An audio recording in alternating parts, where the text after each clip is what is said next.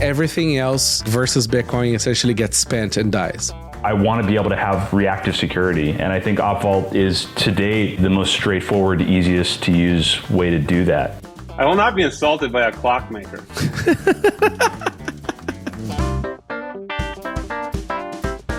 Overall, these kind of ways to make the network easier to both build on and interact with, I think is a really big deal. If Bitcoin existed when we started Twitter, we would not have to go down the ad model path. I mean, it's simple as that. Integrating Lightning into a social network is the killer app. Hello, and welcome to the Bitcoin.review podcast, where we explore developments and projects with the people who actually make them happen. The show is supported by Pod 2.0, Sat Streaming, and CoinKite. If you're a new listener, I'm NVK. I run CoinKite, where we've been helping people secure their Bitcoins for over a decade. We make the cold card and fun products like the block clock. You can find more information about it on coinkite.com. Hello, and welcome back to the Bitcoin.review podcast. My voice is back, and we did manage to bore everyone to death on the last episode. The list was long and prosperous. Today, we're going to be talking about Lightning privacy, splicing, and other very cool things with an absolute amazing panel here. Just before that, I have a couple things I want to set out some updates. So OpenSats is now taking grants for Bitcoin application. Sorry, taking grant applications for Bitcoin projects and Nostr projects and Lightning projects. And there is about 5 mil for Nostr, 5 mil for Bitcoin. So do apply. I joined as a board member, and Gigi joined as the ops person, and we're gonna get those sats flying. So let's get that funding going. The other thing is for cold card users, we have merged Taproot and BSMS with that. So expect a separate Edge release, and we'll go with that. So without further ado, guys, I have some awesome guests here. Let's start with some intros. Jeff, welcome back. Hey, how's it going, BK? My name is Jeff. I am a developer at Spiral. I've been working in the Bitcoin space for about 4 years now, and my current project is the Lightning Development Kit implementation of Lightning. It's more like a SDK. Awesome. Tony. Pickle Tony. Hey guys, this is Tony. Lightning Dev, one of the co-founders of Mutiny with Ben and Paul Miller. Yeah, I've been talking about Lightning privacy for a while, so looking forward to this. Very cool. Tbast. Hey, I'm Tbast. I've been working at Async on the Lightning specification and our implementation Eclair, and also our Phoenix wallet. And I've done a lot of things around Lightning privacy as well, like blinded paths. So excited to be talking about that here. Yeah, we did an episode, the Lightning panel, episode 15. So for people interested on this, they should definitely go check out that episode. Dusty Demon. Hey, what's up? Dusty Damon. Not that it matters. I know. It's people haven't settled if it's like Demon or Damon for the demons. It's like proof of work. If you can pronounce Damon, then you can find me on Twitter and also spell it. So good luck with that. And so Dusty, what do you do? I'm an independent Lightning protocol engineer. I've been working on splicing for the last 2 years now. So does that mean we ship? Shipping like right now. Me and Tbast got to get interrupt going soon. TM. 2 weeks. 2 weeks. 2 weeks. Okay. And Vivek, Seared Salmon, welcome back. Thank you. VP of BD at CoinKite and recovering Greenlight and CLN show. Nice to have you, sir. So props to Vivek for putting this panel episode together. It's kind of cool. So guys, where do we start here? This is a hairy, long, big topic. So how about why don't we sort of like maybe cover a bit of a primer on the state of things, right? Like where are we in Lightning in terms of like things that are privacy related that are either just shipped or about to ship? Let's not talk about things that are going to come in sort of like, months from now still. Like just right now, what's going on? Who wants to take that? Go ahead, Tbast. So basically, I'd say that once you are inside Lightning, sender privacy is good, receiver privacy is not. When you are interacting with the chain, like opening channels or everything you do on chain, privacy is not great. So that's an easy way of summarizing all the things where you have or don't have privacy. And for all of those, we have things in the works. Some of them are coming sooner than others, but there's still a lot to do if we want privacy to be better across the whole board. Okay. So like, if you want to get a little bit more like detailed on this, like, why is it that receiver privacy is bad right now?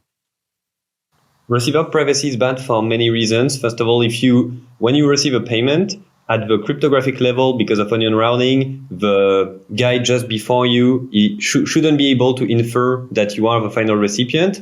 But if you're not careful about adding CLTV expiry deltas on top of the current block height, it's actually very easy to infer that the next guy is actually the recipient. Also, when you are using unannounced channels, actually this has become better. A few months before, when you were using unannounced channels, your invoices were leaking your unannounced channels all across everywhere because people just pasted invoices directly on Twitter, and once you've doxed your channel, you've doxed it forever, or you have to pay on-chain fees to open a new one. And this has become better since we introduced SCID aliases, which lets you give an alias to a channel, which is much better, but it doesn't hide the public key of a recipient. And this is getting much better with blended path. With blended path, you're finally getting good privacy with some trade-offs on potential usability. How do blinding paths work? Okay, so blended paths are, I guess everyone has a vague idea of how rendezvous routing works in Onion networks, where the receiver, when you want to receive a message, instead of directly giving your address or your node ID, you find paths to yourself that take a few hops to reach you. You encrypt those, and you just tell people, get to that introduction point, and they will know how to reach me with this encrypted blob that I'm giving you. So people who are sending payments to you only learn the identity of a few introduction points that you chose on the network, so you can choose them however you want to make sure that people cannot infer that then you are the recipient. So algorithmically speaking, and in order to be able to make the most of your incoming liquidity, this isn't trivial to correctly choose your blinded paths, and that's something that we are experimenting with a lot, and there's a lot of cool stuff to do to make sure that this doesn't impact usability too much.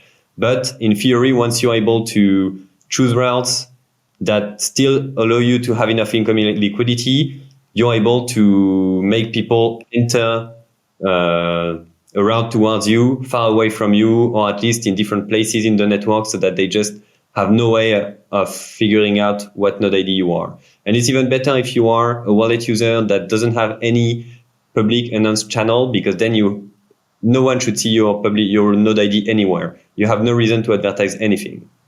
Yeah, there's almost like a little bit of with rendezvous routing. You hinted at it, but who you select as your introductory nodes is important too. Like if you're the only person that keeps selecting the same introductory nodes, you can kind of do some analysis there and kind of guess that, okay, that's the same person. So yeah, are you guys? I'm just like a Lightning Protocol LARP. Like I never touch protocol code. I'm just like right above it, like fine grain analyzing it. But are you guys like taking into consideration like how you actually select which introductory node for the users to maintain their privacy?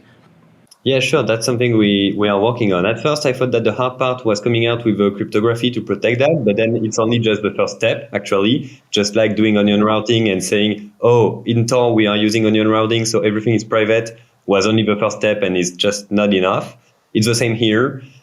Doing the cryptography at the cryptographic level, everything works, but you need to make sure that some other metadata doesn't leak your identity, and choosing your routes correctly, changing your routes, but not too often. There are a lot of ways the way you choose your blinded paths can expose who your node is. So this is really far from easy. It really needs a lot more research and a lot more experimentation, because we can say we have a good algorithm, this works correctly. But there are cases where it's much easier. For example, if you are a mobile wallet using a few LSPs, it's much easier to choose your introduction point. You could just use your LSP, one of your LSP as the introduction point, another LSP that you are not connected to, but you know that LSPs have good connectivity between themselves as another introduction point. And since your node ID is completely private, this is a good way of getting good privacy without sacrificing incoming liquidity that much. But in the general case, for normal public nodes that have a lot of channels on the network, this is much harder, and this is where we have a lot of fun things to do, algorithmically speaking, in graph analysis to make sure we are able to score the privacy of a blinded path, and it's really non-trivial, but it's going to be a lot of fun to explore. Yeah, one of the things there though is at least like the blinded paths are supposed to go over the Onion messaging protocol, right? The Bolt 12 Onion spec. So at least like it's only being leaked to the sender and not like the whole world. Like even if I believe I could be wrong, even if you post a Bolt 12 invoice on the internet, sure other people could try to query it at least, but once that invoice is expired, some may not expire, but once the invoice is expired, no one will see your routes again, right? Yeah, but there are potentially issues as well, because someone sending you an invoice request over an unknown message to get an invoice with blinded paths, if you refresh and change your blinded paths too often to change the introduction points you select, that guy can just make it look like they just failed to use the previous blinded paths because of a liquidity issue somewhere in the network. So you're giving them new blinded paths, but every time you give them a new blinded path with a new introduction point, potentially that helps them triangulate in some way what your node ID is. So you need to protect from that and make sure you don't give out too many different blinded paths to users, but you don't really have a very easy way to throttle those. So those are open questions, which honestly we haven't had time to completely thoroughly look at. But we know there are potentially a lot of issues there, and we need to spend a lot of time researching them and figuring out how to best protect against that. Dusty, do you want to jump in? Yeah, I mean, like the privacy on Lightning is a big, complex subject. I think like there's a lot of details you can get into talking about, but at a high level, like today, I think, and maybe a part of this is just the obscurity of Lightning. I think that Lightning is quite private. It looks like probably about a year and change ago, year to year, 2 years ago, there was a guy who was just using Lightning as a coin join service to clean stuff. There was this activity where people were opening channels to big nodes, moving all liquidity into the Lightning network, and then just not even closing the channels, just abandoning them. And it looked like people were just using it to wash Bitcoin, right? So I think that we have evidence in the wild that like people have been using Lightning for to do very private stuff. But like obviously, like there's more we can do. I think like blinded paths, PTLCs, stuff on the horizon. We're not trying not to talk about horizon stuff, but there is stuff on the horizon to make things a lot better. I just think I just like to say like there's hope. I think Lightning's already in a pretty good privacy spot, and I think that it can be a little when people hear the complex like discussion more private. What we're really doing is like in my mind, I'm like we got like 90%. We're going to last 10%. Like don't be scared. So if you had to sort of like do a comparison, right, between like base layer transactions that we have right now, to Lightning, I mean, it's, especially if you're running your own Lightning node, I mean, you can't, it's uncomparable the kind of privacy you get for free just by using Lightning. Like as is in the worst possible sort of like solution out there. Unless you're using like a custodial sort of like KYC Lightning solution, right? But you still get more privacy. It's just that they know your stuff, but the other side doesn't know 100%. Your stuff. It's information asymmetry, exactly. Yes. It's not on-chain forever, but now specifically your wallet of Satoshi knows exactly those details. That's right. It's like a fundamentally different privacy question, right? Like on-chain, it's like everyone can see the ledger. How do you hide yourself in plain sight? Lightning is like only your peers that you touch along the channel have any access at all to your transaction, right? So like if those peers are the government, okay, yeah, they're gonna be able to track you. But like at its current state, I mean, knock on wood, the government's not running a lot of Lightning nodes, right? Well, so I think the concern, I mean, I agree with all that, the history and everything, but if there are big aggregators on the network already collecting this information, forever, and then selling it to third parties, then like that, you could say that doesn't last forever, but I mean, it lasts as long as that company is, lasts, or that organization lasts. So, I wouldn't say like, we're safe yet. I mean, there are chain analysis companies looking at Lightning. Well, personally, I would say just assume it's being captured. I mean, like that's the best way of looking at this. But even then, I mean, like the privacy leaking graph is still pretty shallow, right? It's not like on-chain stuff. Like you still have like a much better privacy set, let's put it this way, on Lightning, right? I mean, if I am using my, my Breeze or my Phoenix wallets, which is like, just kind of like not fully custodial, but also not like your own node. It's kind of like in the middle there. And I'm paying for beer at the Bitcoin park, right? And they're using their whatever, like BTC Pay server there. Unless somebody's really, really trying to get me, the chances of anybody seeing that that's what happened are much lower than if I was using on-chain transactions, right? I don't know if it's much lower, but I'd say it's lower. And there's definitely aggregators like Tony was saying, and that's always been the concern. I remember when Ellen Big showed up, everyone was like, oh, these guys are the feds or there's some other agency. But, you just you're happy to get that inbound liquidity at the end of the day.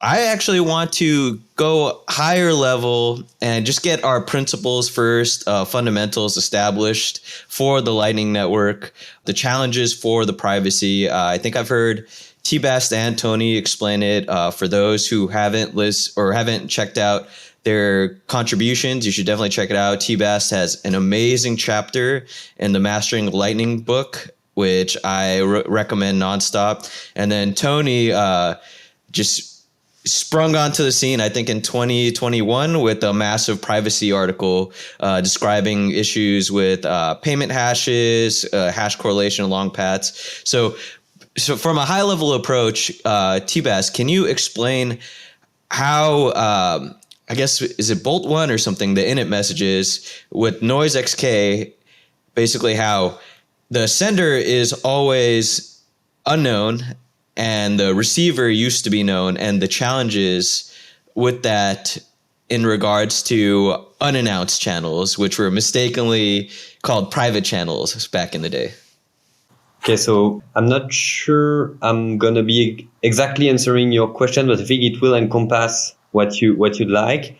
Our goal with Lightning, once you are inside Lightning and sending Lightning payments, our goal is that any node that is in the route can only infer who the previous node was and who the next node was, and nothing more than that, because that's something we cannot avoid. That's how they receive a message from someone, so they know that it came from that direction, and they're sending a message to someone, so they know it's going that other direction.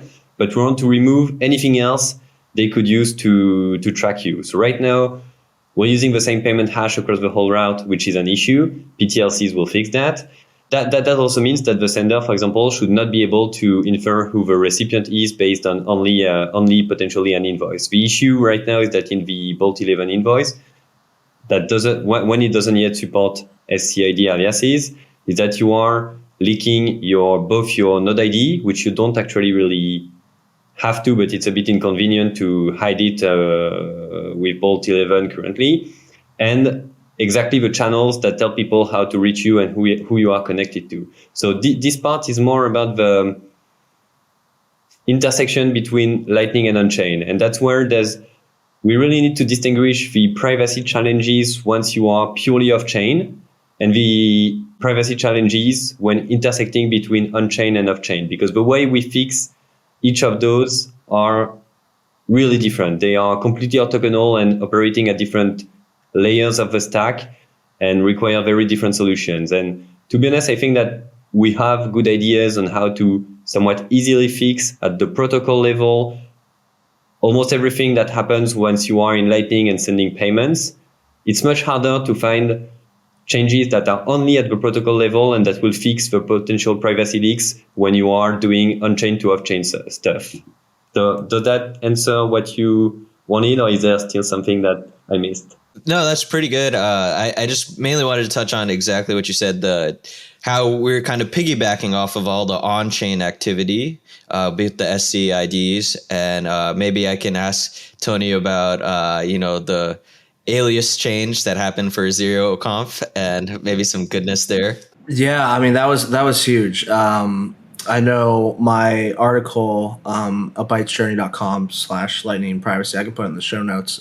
I wrote that in like 2011, and I get asked every now and then. 2021. Or sorry, 2011, 2021. Yeah. Writing lightning security papers in 2011. Yeah. I wrote that, and like, people sometimes ask me, okay, well, it's 2023 now. Can we get an update? I'm like, yeah, nothing changed except for SCID aliases. So the aspect of trying to delink the on-chain UTXO that was used in the invoice, and Tbast described that earlier. Like that's huge. Other than that, yes, we will get route blinding soon, like really soon. I'm super pumped for that. There's still challenges to be made, but but besides that, like nothing's really changed in the last few years. I will say though, on the sender privacy side, it's not always going to be as easy as senders have good privacy all the time. There's edge cases where that breaks down, and I think it's important to kind of express when it breaks down, and it really breaks down when two users are sharing the same LSP. Like two mobile users sharing the same LSP. If they both have, unannounced channels with the LSP, there's no multiple hops that it's going through. It's basically sender, LSP, receiver, and no one could have gone through those hops besides the sender to the receiver. So the LSP does see that. With PTLCs, that changes though, because with PTLC, the sender can force the payment to go outside before coming back to the LSP and getting to the final destination. Right. And that's even something that the recipient can do.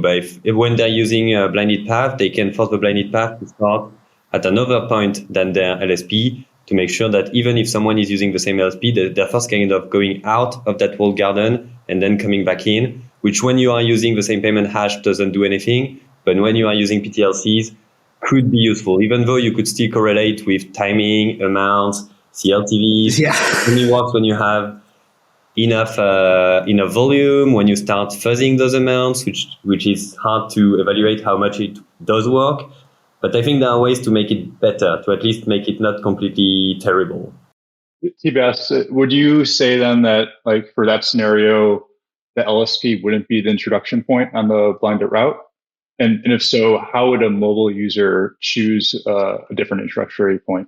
Either the mobile user just syncs a local neighborhood, for example, every node that is 2 hops away from them. If they're only connected to one LSP, they cannot just sync it from that LSP if they don't trust that LSP, because the LSP would just filter out everything else. But if they are connecting to a few LSPs, they could just sync their local neighborhood and make sure that they make payment bounce between LSPs, because in your blinded path, you can force a payment to bounce from one LSP to the other if you're using PTLCs from a list of LSPs. Or you can just even assume that without even knowledge of a graph, you can assume that some big nodes have good connectivity and benefit from their user base. If I'm a Phoenix user, but I make all my payments go through the Breeze node, people will potentially assume that I'm a Breeze user, whereas I'm not. Maybe they will assume that I'm a Phoenix user that is doing that trick, but maybe Breeze is doing the same thing with other nodes. This is where privacy is just evaluated in terms of how big is the crowd you're hiding in and other things that could leak some of your privacy. But I think there are things that we can explore here that can make it potentially good enough once we have enough volume and a large enough number of different LSPs that offer that kind of services. Would that mobile client then, in order to do this sort of local sync of the gossip, which is maybe, again, it's preferable for a mobile user, because like gossip is pretty expensive as far as network bandwidth and downloading it all. Does that require then like a sort of custom implementation for the mobile wallet to do that sort of local sync? On the LDK side, we have like this rapid gossip sync, which makes it pretty quick. And there are other ideas. In the very old trampoline PRs I had like 3 years ago, there was a proposal to do gossip filters that would be applied, that you ask your peers to apply some gossip filters so that they forward to you only a subset of the gossip that interests you, so that mobile wallets can get a fraction of the gossip that they're interested in without wasting too much bandwidth. But this is still waiting for people to play with trampoline before we do something like that. And this will have to be reevaluated to see if it really makes sense compared to something like rapid gossip sinks or other ways of syncing subparts of the graph. But I think that there's a large design space here to do it in a lot of different ways that could help. Oh man, it sounds like you're bringing Bloom filters back. I love it. Jeff, can you summarize what is Bolt 7 and gossip and this graph that we always talk about? Yeah, so this kind of actually touches on privacy a bit too. So, and others here probably could do a better explanation, but I'll try my best here. So when you are constructing a path to make a payment, you need to know, I guess, the state of the network to route that payment from the sender to the recipient. And the Lightning Network protocol specifies a way to gossip basically node announcements and channel announcements. And that allows you to kind of like the node announcements being sort of the nodes of the network and the channel announcements being the edges. And that's I guess something that you're essentially doxing your UTXOs that way, because that's how the channels are identified. And anyone that has access to the blockchain could see what your balance is. So the act of gossiping currently in Bolt 7 is not very privacy preserving. Now, I think there are some proposals out there, one for zero knowledge proofs to be used for this. So you kind of say, I have some on-chain balance. I'm not going to say how much exactly it is, but I can at least prove to you that I do. It's like a range proof kind of thing? I believe so. I don't know the exact details, honestly, but that's essentially the idea. This is Rusty's idea for the ownership proof or something like that? I'm not sure if it's the same. There are a few proposals out there. Okay. There's like Gossip 1.5, which I believe that might be you're referring to. But I could be mistaken there if someone else could correct me. And then there's more of a long-term Gossip V2 where we want to maybe be a little more privacy preserving than that proposal would allow. I don't know if anyone else wants to jump in on that, probably a little more details. Tbast, you wanted to bring up something about the features that are sort of slow too? Yeah, just quickly, and I think it's a general comment about how things are added to Lightning nowadays. A lot of the features that we are finally shipping now have been discussed for years. A lot of them and a lot of things we are discussing, people get excited about it, but they're not going to be really shipped before years. And it looks like some of the things are very slow to arrive on Lightning, but that's really because we've already done all the easy stuff. It was much easier to ship things faster before because they were the MVP. They were the easy things to ship. The things we are doing now are really much more complex than what we did before. And we also have a whole ecosystem that we need to move whenever we do something, a whole ecosystem that has to follow and actually use those features. So our goal, there are a lot of things that really need to be done at the protocol level and will take a long time to ship. For example, blinded path, splicing, and the interactive transaction protocol that's underneath it, liquidity ads, that kind of stuff.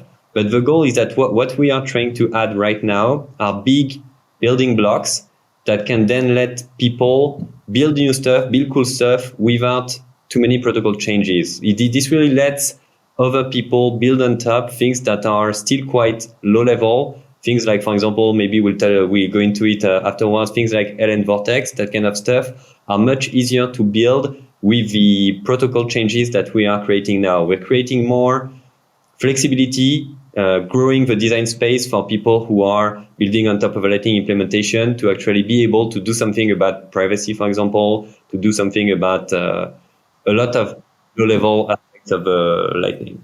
Yeah, so like, but what's like the dynamic on Bitcoin base layer? It's always been, the issue is we always need backwards compatibility, but realistically speaking, we have one client, right? Like for Bitcoin, there's reference client. It has 999% of market share, and it kind of needs to be that way, especially on how Satoshi wrote it. There is no spec for the protocol. The spec is the client, and things are like they get complex and they break very easy if you start messing around. So essentially, when you want to make a big change on Bitcoin, right? Like the main thing is like, okay, great. Is it backwards compatible is the first thing, right? And how can we sort of like, shove it into something like adapter signatures, or like you always have to shove into something else, right? Because you can't change most of the things to keep backwards compatible. Now, on Lightning is different, right? You guys have the privilege of being able to break things. Now, how do you find the dynamic between the major node implementations, right? And sort of like this idea of like, okay, we're ready to push this because we coded this faster, right? Like whatever is the feature. And, maybe the other two implementations are busy on something else because they have different priorities. And like, how do you guys manage all this dynamic? And like, at what point do you say like, fuck it, I'm just going to ship it. And if they want to have it, great. If they don't, then they don't get to use this feature. Like, how does this play out? Because, I have Jeff here who does LDK, which is a growing, very like fastly growing implementation, and is going to have a node soon. And then we have Async, right? Which is Eclair. I always get confused with like all the names. And then we have, unfortunately, LND is not represented here. Tony's a fair representation of LND and LDK because of his experience as an app dev. And then Dusty is like a stand-in CLN contributor. So there you go. That's a fair representation across. So should I just give a knife to everyone and see whoever comes out of the room gets to pick the next feature? No knives, moonrakers.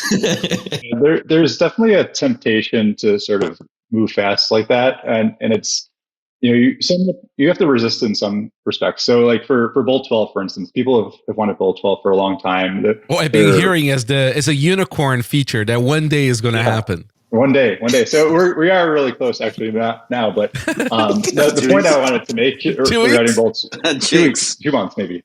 The point I wanted to make around that is that C Lightning or Core Lightning, I guess, had an implementation of Bolt 12 pretty early, since Rusty was the proposer of Bolt 12. But the spec changed quite a bit over the year plus it was when he first offered the proposal, and now where it's like pretty much ready to very close to being merged. And without feedback from other implementations, you're going to get a lot of churn later on if you really try to push maybe an operability between two implementations early, get it out. So like, for instance, in Bolt 12, there was a few changes that were made. So one, there's a certain sequence of offer, invoice, request, invoice in Bolt 12. And the information from that chain of messages is sort of important if you want to do stateless verification of invoices, invoice requests. So having that data inside of so say having the offer fields inside invoice requests and those fields as well inside the invoice was a change that was made that made this very easy for us to do, and it allowed for scaling a node that uses Bolt 12. That's just one example. So basically, I think what you're saying, and I agree with, is that you almost want to interact with the other implementators early, right? Like last year, I was working on splicing kind of all alone, and I was like, "Hey guys, I have this ideas for the spec. Any thoughts?" And there was a whole lot of crickets, right? And now everybody's doing splicing, and they have opinions on how to change the spec, right? So I'm literally in the process of rewriting things for those new changes, just like Jim was talking about. Mm-hmm. So I don't think it's... That's when the bike shedding begins. Yes, exactly. Yeah. I remember listening to your talk at Bitcoin Plus last year on splicing, and now a year later, it's getting a lot of traction now, but there's a lot of movement too. And what is the final specification?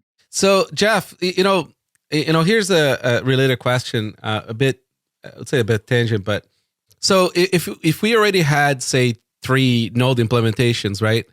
Why create a fourth and add one more to the sort of like the dynamic of getting features out, right? Because every time you add one more player that has enough market share, it adds more complication.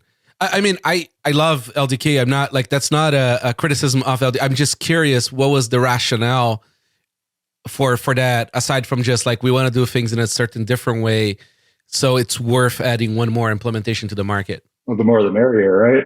Jeff, don't let the C programmer bully the Rust community like that. Yeah. No, it's Crust now because Rust is trademarked. So I'm calling it Crust.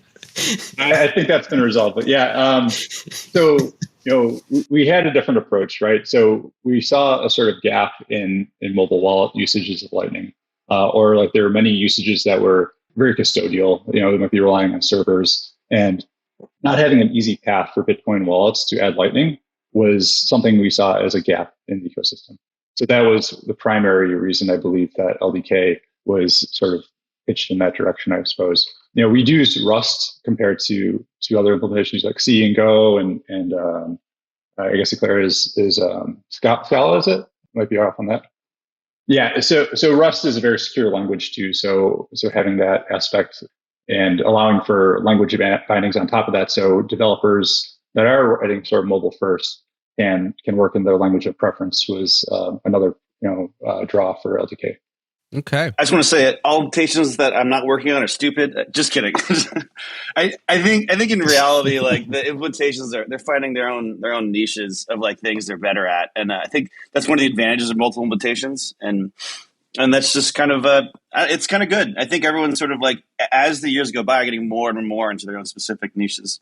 Yeah, that's fantastic because it's an honest question, right? Like it's like more things, more complexity, right? Is it the right way? Is it the wrong way?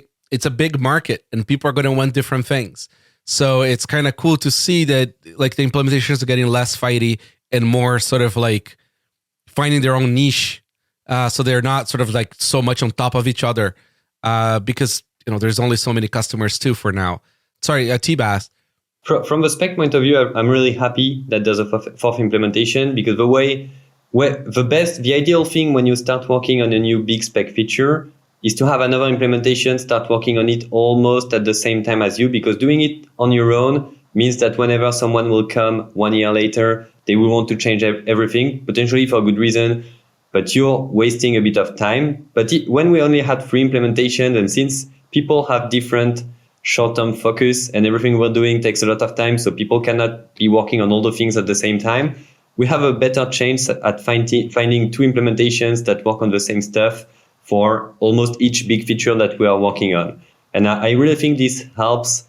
For example, a very simple example is Taproot, because right now Taproot is not a priority for Eclair and Core Lightning. It is a huge priority for L&D. So I think they're very thankful that LDK has found time to actually really work on it, give them feedback, and make sure that they had 2 implementations working together on that specification, because otherwise L&D would have been blocked because they were the only one working on that, and it's a big chunk of work.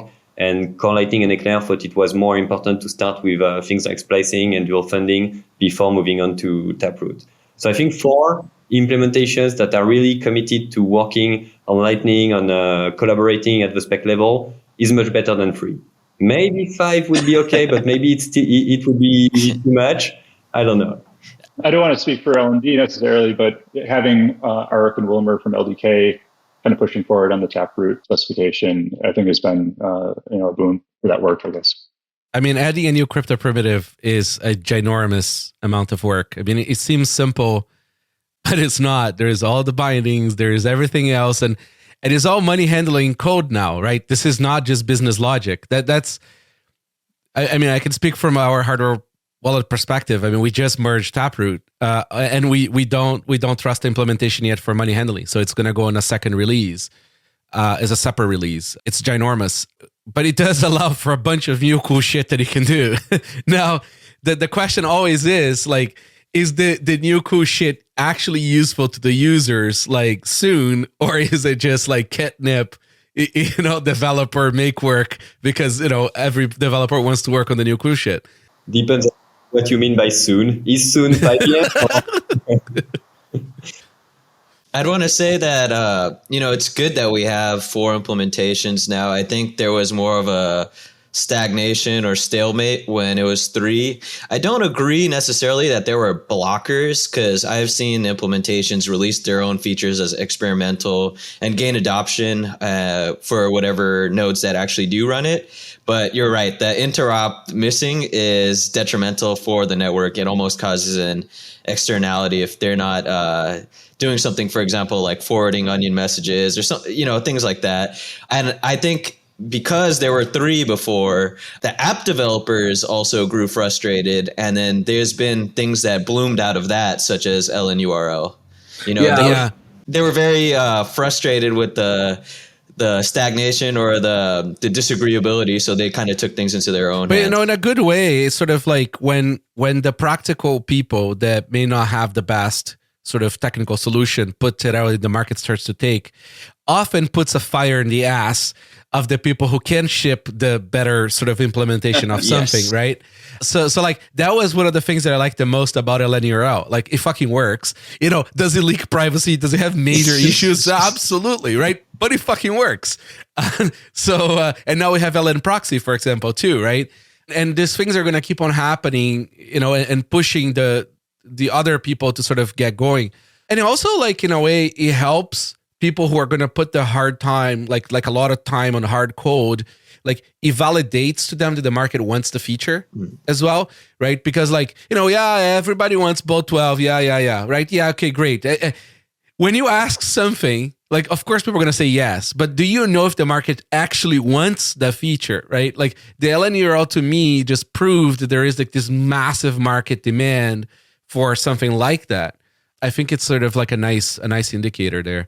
Yeah, I think the skill too is being able to be, and I say this from the application developer side because this is where I really shine, but knowing when you can do things at the application level, and when you shouldn't, and being, them doing LNURL doesn't break interoperability with Lightning, right? So like this is kind of a scenario where I'm not going to use the word allowable, but it's incentivized to them to be able to do it, and it doesn't break anything. I think another interesting example, Tbast, you guys, I believe, had Trampoline and Phoenix since like day one, right? So this is another scenario where yes, like Phoenix and Eclair, another implementation of Eclair is another implementation of Lightning node, but them adding Trampoline to their node and then to their end users' wallets, that doesn't break interoperability anywhere on the Lightning Network. That's like a place where you can add application-specific logic.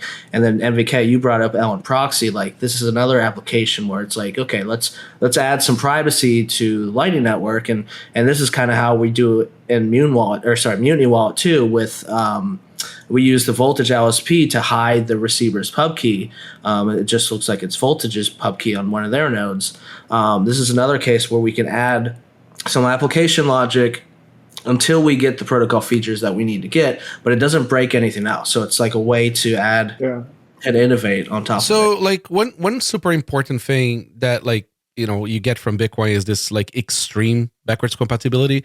Like the I guess like the slightly like variation for that on Lightning is like graceful degradation, right? And I think like that's like so far it's been good that way. It seems to me that like every time I try to pay something, if that receiver or sender do not support part of the feature, somehow the wallets find a way to gracefully degrade to some other solution to resolve that payment. I think that's going to be super important as you have all these different implementations going forward, right? It's like, how do you still resolve the payment so the customer doesn't suffer? He may lose some privacy, something happens, but at least like when you scan that QR, right? Like the payment still gets made. I think this is a great chance for Jeff or Dusty to touch on I think it's Bolt 9, the okay to be odd, like the feature bit stuff. Right. Like every feature gets like you get to register your number. So like your feature needs to have a feature number. So like splicing has its own one, and there's evens and odds. And one of them means like it's optional and like experimental, and the other one means it's like required. But like with the feature bits, when the two Lightning nodes connect to each other, they exchange a bunch of feature bits to each other, and then things that are compatible, they then activate those features. So that's the kind of technique that allows the reverse compatibility to happen. I don't know. Do you want to talk about more, Jeff? Yeah, the feature bits, just to clarify, come in pairs too. So typically a feature will have both an even and odd bit, and such that if you are odd, it's okay to be odd as this expression goes, then it's sort of an optional feature for you, where if it's even, it's required. And you could, I guess if it's required, that means you probably disconnect from that peer if they don't support it. That's pretty cool. Yeah, and I think kind of going back to the conversation too about like application layer versus protocol layer, it's great that we have people experimenting on top of Lightning and that allows for that. And that I guess what it does also is it kind of puts a spotlight on some of the shortcomings of Lightning, and seeing, like you said, people sort of building fast because they can't do something on Lightning now, but they want to do it. So while there are privacy shortcomings of LNURL, it's where it puts a spotlight on what we need to do to help fix that at the protocol level with, for instance, Build 12, point of paths. Tony, you also fixed something, I think, for one of your applications that you were hacking on last year regarding, I think, the payment descriptions, right? Because those are also shared. I think you started encouraging the practice of hashing it, something like that. Yeah, putting descriptions in memos, I think, was a bad decision for Lightning. They're not just putting it there, requiring it. Requiring that field or a description hash is required. And the reason that, and at the time it was a good idea, right? Because you want to know that when you pay an invoice, that it's going to be for a specific order. Like you could have an order number, it could have a list of the items in the description. Like it's practical for it to be there. But what is ending up happening, especially when we have large custodians on the Lightning Network, as more chain analysis starts aggregating more data about the invoices being collected, you start to now see, you start to attach the receiver's pub key to the reason for payment. And if that's getting shared and aggregated around, you can now start correlating people with the reasons that they were paid, and that's not good, in my opinion. And there's been also, it's pretty annoying, to be honest, as a user. Like, stop forcing me to put a goddamn fucking note. Like, I don't want to put a note. Like, it's the same with wallets that require an amount. Like, I don't want to. Like, just leave me alone. It's weird because, like, I'm a base layer boomer. I kind of feel that way. When I come sometimes to Lightning, it's like there's all this weird different dynamics that like annoy me. I get that there's limitations and stuff, but it's nice to see that like people starting to see that way too. Yeah, and so when an invoice is created from Mutiny, like there is a optional tag field you can put it in there, but that's only saved internally. We are specifically never going to create an invoice with a description, and we kind of refuse to because I think it's a privacy leak that, and I'm trying to be out here like expressing, hey, don't put descriptions in your invoices, like this leaks metadata, and everyone does it anyway, so I'm just going to build a wallet that doesn't do that. And so how does Build 12 fix this? Does it not require descriptions? It doesn't require. They're in the offer, but not in the invoice. Oh, cool. Good. Nice. Are you guys following all the zapping on Nostr? Because there's a lot of very interesting things that are coming up on, like, for example, like private zaps, where like I think you are essentially putting the Nostr node inside of the Lightning comms network, and it's encrypted with the Lightning transaction itself, if I remember right. I haven't followed that NIP too much, but so there is the NIP 57 for the zapping and sort of like being extended for more things. And now there is also the Lightning like wallet connect thing. Oh yeah. Yeah, that's like super cool. I mean, like you're not going to need to have a Lightning wallet inside an app. You can just connect to a wallet. But it feels to the user as if you have an integrated wallet, so your app doesn't open a fucking wallet every time you want to pay something. So like, are you guys like, as people who work on the protocol and on nodes a lot, like, are you guys following this stuff? Is this on your radars? How are you guys like sort of going about it? And that's probably a question for Tbast, Tony, and maybe Jeff. I'd say Tbast is also extremely well-rounded because Eclair ships Phoenix as well as their implementation and everything, so it's like one comprehensive thing. So he probably has great insight. Yeah, to be honest, I haven't had time to follow everything that's happening around Nostr. So yeah, I don't know, to be honest. Yeah, I'm very concerned about Lightning usage on Nostr. for both the zaps aspect and also the custodial integrations like Wallet Connect. There's a side of it where it's like we can be up here preaching about Lightning privacy all day long, and then someone connects their node up with Amboss and shares their balance. Like we can't stop that on a protocol level. And all we can do is educate and tell people why it's dumb, why you shouldn't do that, why you shouldn't use custodians. We can preach this all day long, but then someone goes and do it. I mean, we can't say anything. Like saying won't change behavior. Offering tools that fix the behavior that are easier to use will fix the problem, right? Like, and this is why I'm bringing this up, because like when you actually look at like the transaction graph, I mean, like looks like Nostr's like 70% of all the Lightning transactions, at least was at the peak. Yeah, I think Ben Carmen did some research. It's 70% of all Nostr zaps were wallet of Satoshi or something like that, right, Tony? No, it was around 40 or 50%, but in total, 92% were custodians.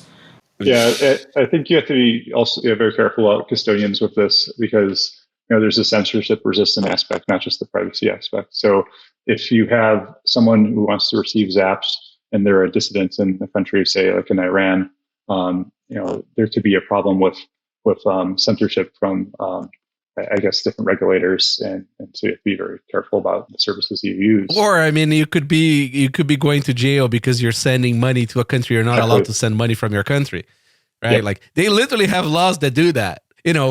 Because it's all small amounts, like nobody really cares. But technically, you're breaking some serious fucking laws.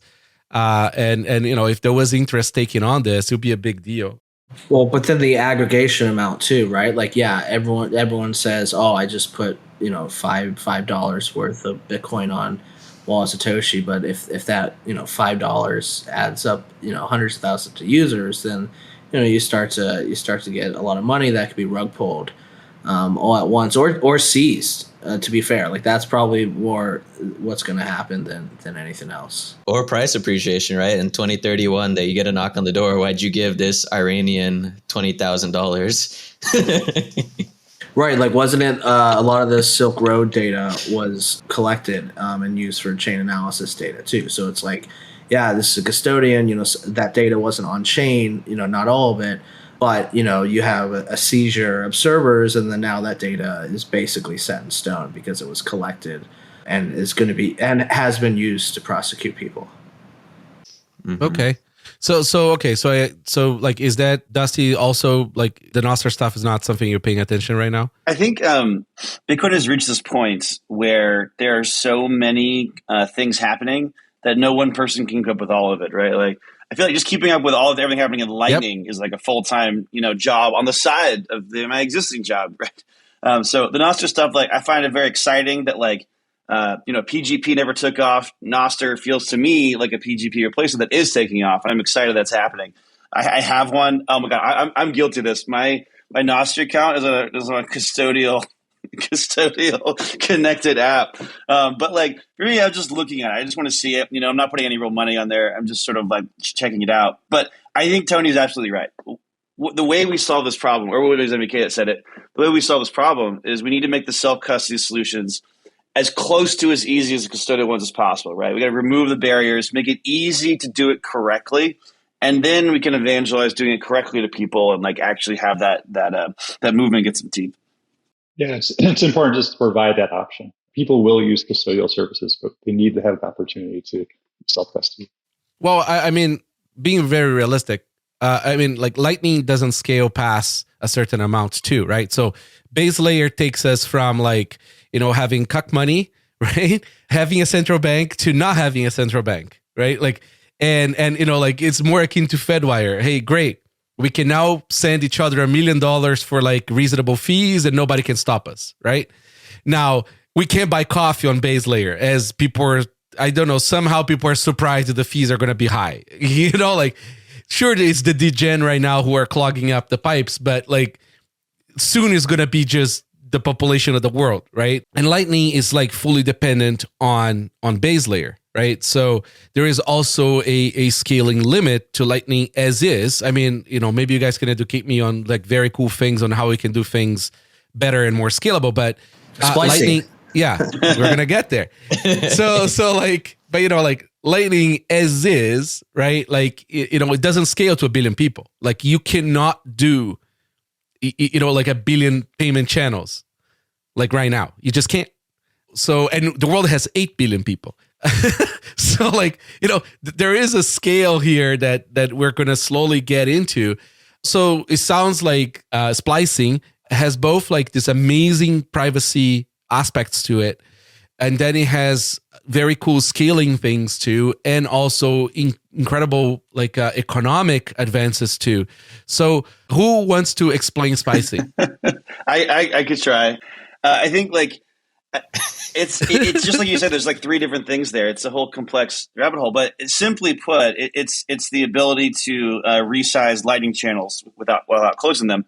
But what's become apparent over time is it unlocks a whole lot of things. What you're doing is you're essentially creating fungibility from on-chain Bitcoin to Lightning, which changes the entire game. Like at first you're like, just resizing channels, whatever. But then literally everything changes about it, including there are some theoretical concepts now about changing how coin joins work to integrate splicing and perhaps make those better, get some like stenographic techniques going. So like literally everything's changing. There's sort of like a laundry list, and depending on like which part you want to talk about first, we can go into the individual one. So first question is, how long till it ships? 2 weeks. Before we get into this 2 weeks. well, Dusty shipped it for himself, right? I don't know if he's revealed like any of the script, but he did point to a mainnet transaction. And I believe Tbast also has done that. And we are actually going to ship it in, at least not the final spec version, and it's a simplified one, because in Phoenix, since we don't have public channels, it makes it simpler. It removes the aspect of the gossip part. But we are going to ship a prototype version of splicing in Phoenix on mainnet real soon, in the next few months, so that we can get real world data about the issues with that, feed that back into the spec, and put the finalizing touch on the spec so we can merge it. You heard here first, 1 hour into the show, that we're going to get splicing this year. If I could just add. Go ahead, Dusty. Let's explore the 3 major aspects of it. Yes, let's sort of plant my flag. I did the first splice on chain last year in like May, and I finished my splice implementation around October. But like things in Lightning aren't normally considered done until 2 implementations do it. It's sort of like the way that things do it. They call it interop. And so I'm working on interop with Tbast. And once we get 2 implementations that have it done, then it's officially like, considered launched or whatever. I want to take a quick tangent about like how proud I am to nerd snipe Dusty via Nifty, who like onboarded him to CLN to do this specific thing. Poor guy has been banging his head for splicing since CLN had only 1 channel per peer. So he's adjusted it multiple times, and then now is working on interop. Kudos, man. You really you've stuck to it. Well, I mean, sadomasochism is known also as core developers of Bitcoin or Lightning. Like anybody who's a protocol developer really likes paying and rebasing. It's a thing. I mean, like some people like paying. I'm not judging here. So, anyways, so let's explore scalability first, because without that, like privacy and everything else, kind of like, who cares, right? I mean, are we scaling here? Are we reaching capacity to really onboard a next billion people? I think splicing gets us closer, but it's not the slam dunk that's going to be like, yay, now we get all 8 billion. But maybe today we get 1 billion, so we only need to 8x, right? Just pull 1 trick out of our hat to get 8x that, and then we're good forever, right? The population will never grow. So.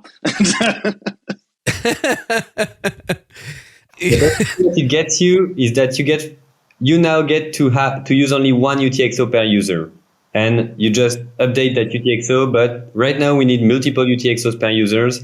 With splicing, you only need 1, but it's still 1 UTXO per user, so it's not going to scale to 8 billion users. We still need to add sharing that UTXO between users on top of that, and that's something we don't know how to do yet. So tell me what we know now. Like what can we do now, and how the splicing works with a single UTXO?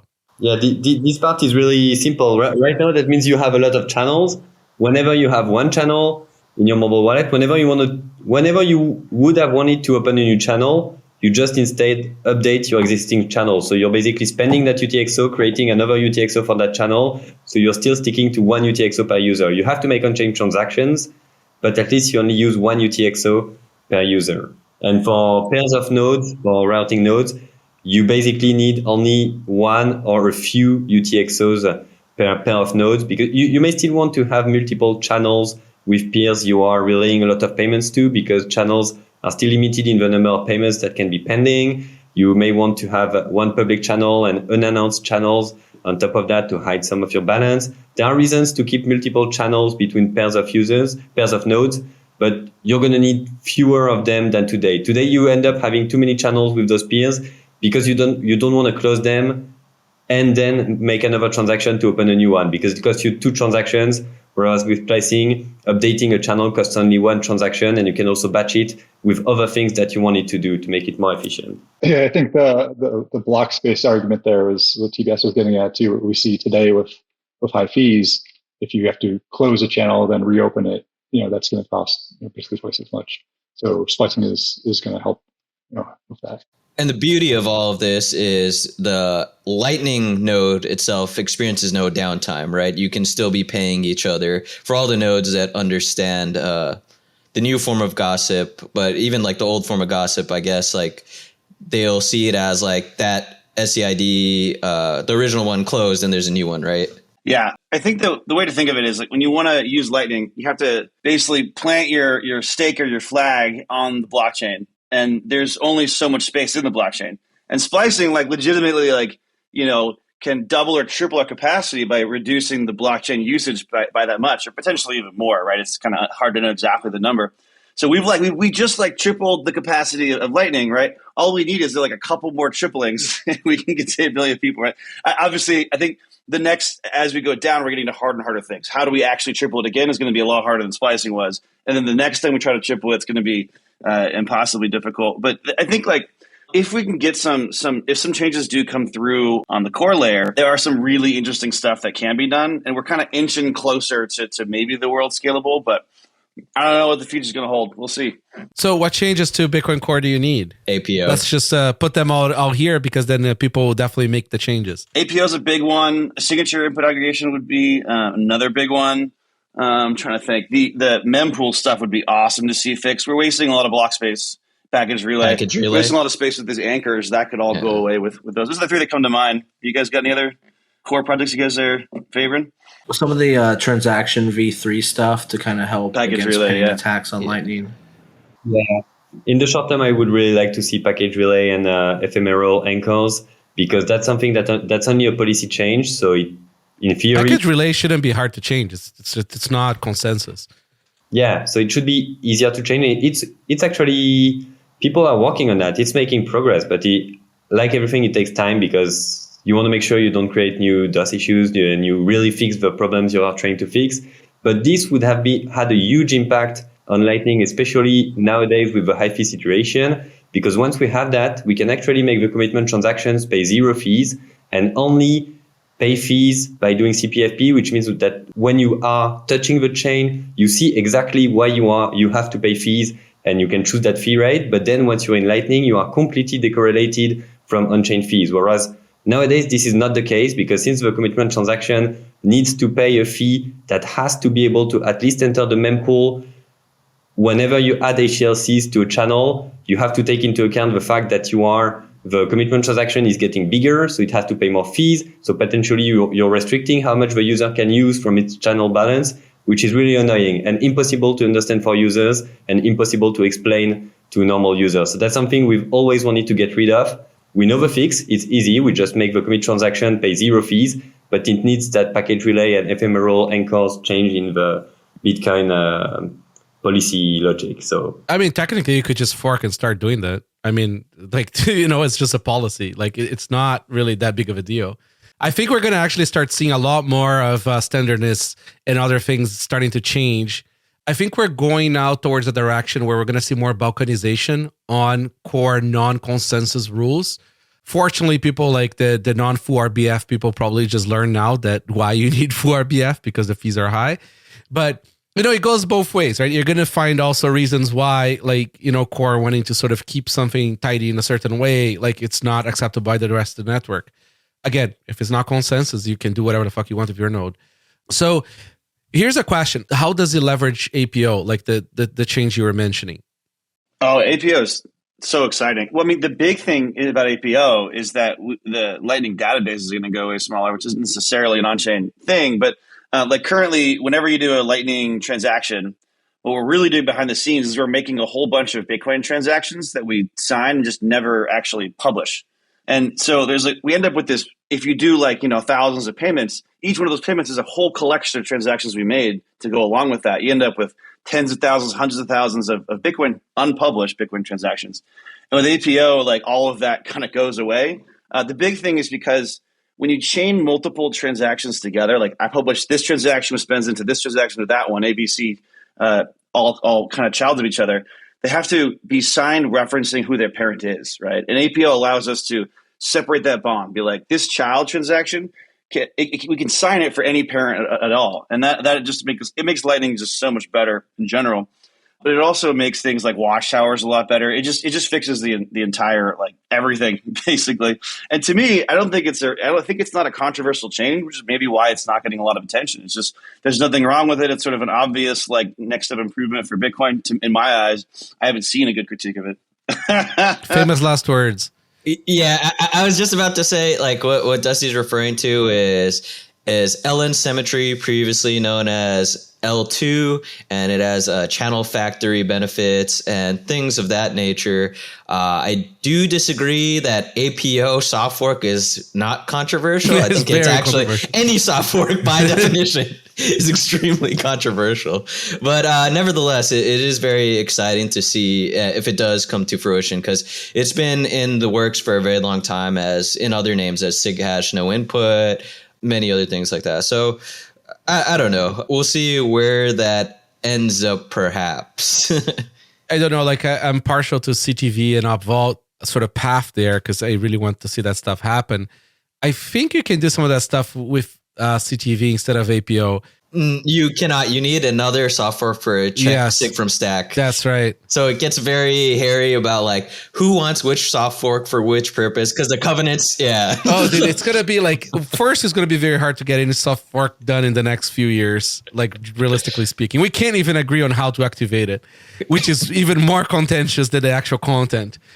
Yeah, when we build on those, L2 is the name I was familiar with. Is there a new name for L2 right now? Yeah, I believe InstaGibbs has taken the mantle, and he's calling it LN Symmetry now. Okay. Are there changes to the original L2 because of that, or is it just a rebranding?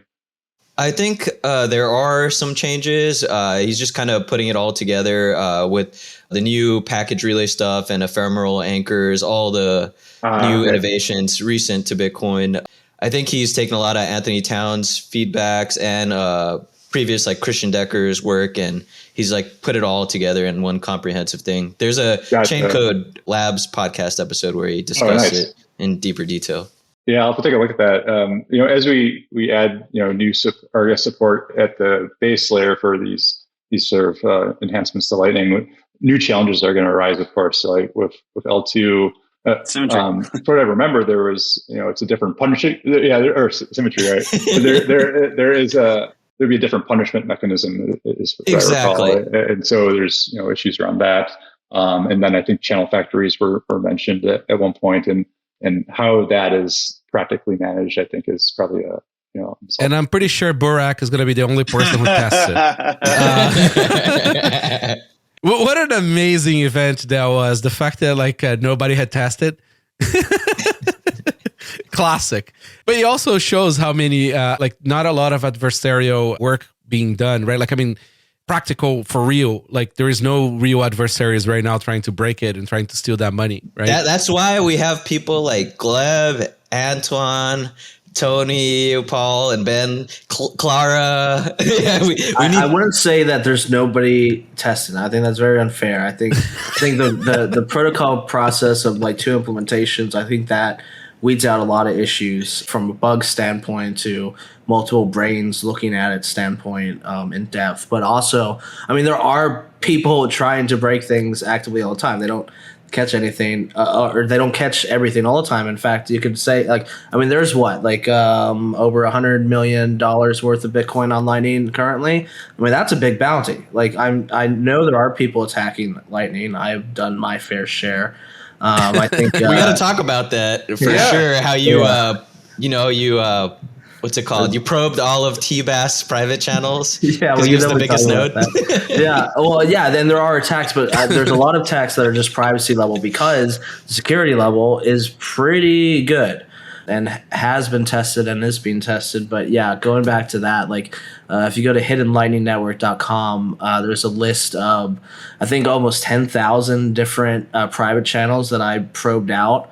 And found like the original UTXO for it and like which node it is that opened that private channel. And, most of those 10,000 are from the Eclair node specifically. So, I was just trying to guess like, okay, let's see how many private channels there are. This probably correlates to how many users of Phoenix there might be. And so I went out and did some probing and found that out. But that's being fixed, short channel ID alias. I'm not going to say that I pushed for more SCID alias adoption by attacking it, but, it was already being worked on.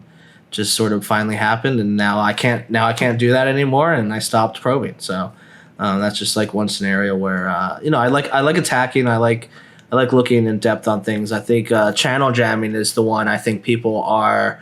There's a lot of really intelligent people working on channel jamming solutions right now, and they're all kind of at that point where, like, if we want to rush this, and if we want to rush adoption and get some more eyes on this and stress the priority of this, we could channel jam the network if we wanted to. We know how, but we're not going to. It's like the ethical way to go about it. They're very well capable of doing it.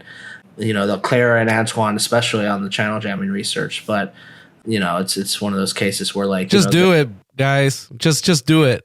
It's the only way to get the devs to move their ass on it. Yeah, Barack, if you're listening, don't listen to him.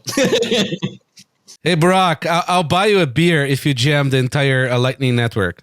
See, like probing is one thing, but like jamming, like there's actual damages that come across from that. So that's I think the ethical dilemma there. Yeah, and Tony, just to plug, I think you had used LDK to implement your probing tool. So yeah, that was my first LDK project. It took I did the proof of concept in LND in 1 hour, and then it took many months to do my first LDK project and do that jamming. But and then from there I built LNsploit, which is based on LDK.